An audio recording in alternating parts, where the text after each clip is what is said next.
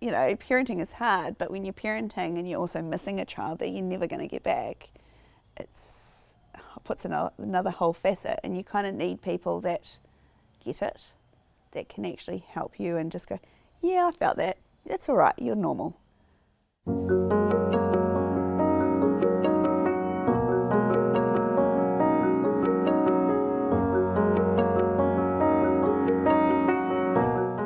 So my name's Amie and I live in Hamilton. I've had 4 beautiful children, Noel, Addison, Lincoln and Franklin.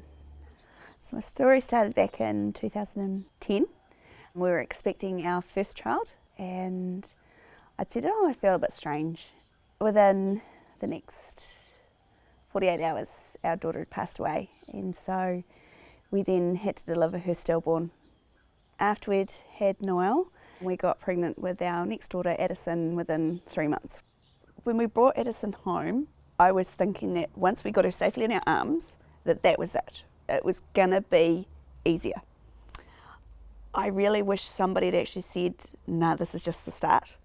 Parenting after loss is a whole ball of anxiety.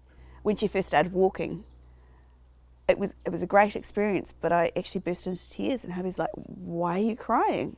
And I'm like, because I never got to see her sister do this.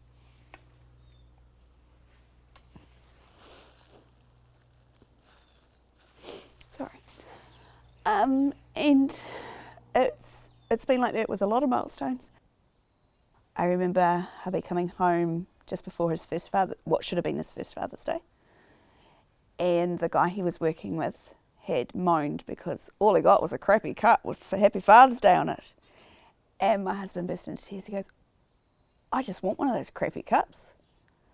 The midwife had said to me, you two are going to be on different pages. So he's going to seem really happy and you're not, and that's okay. And it was like that. We're never in the same stage together. There was a lot of things that weren't discussed with us, which would have been nice, like when Noel was born and had to go off for the autopsy.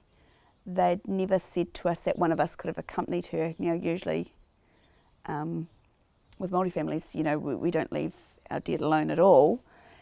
And for the 24 hours she went to Wellington for her autopsy and came back, we were just shattered because we didn't know that someone could have actually gone with her.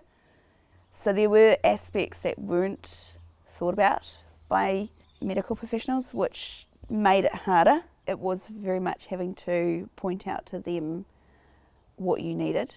So this is the box that Sands Waikato supplies us to the Waikato Hospital. It's called a memory box. So in it usually comes a small memento like a candle and a couple of teddy bears. I found the local Sands group amazing because they got the journey we'd gone through. They got what we were anxious about and they didn't think it was silly. They kind of went, yep, I've been there before. And you're suddenly like, oh, I'm not crazy. You mean okay, I thought I was the only person. So once you actually realise that you're not the only person, it didn't feel quite so bad. It was a little bit more, you could breathe because, hey, okay, someone else has been through this and they've made it to the other side. Okay, I can do this.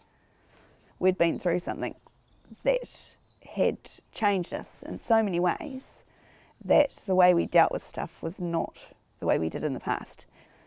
Not only did we lose our daughter, but we actually lost a life. I don't think the journey ever stops.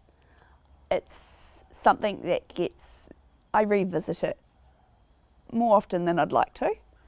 I think there's hope in actually just talking, especially if you find someone, if they've had that anxiety or the depression, and just kind of get that there's not necessarily words for it and they just get it, is extremely helpful. It just gives you that sort of sense of, okay, we can move forward from here. It's not doom and gloom, it's not the end, it's just another phase that life has for us.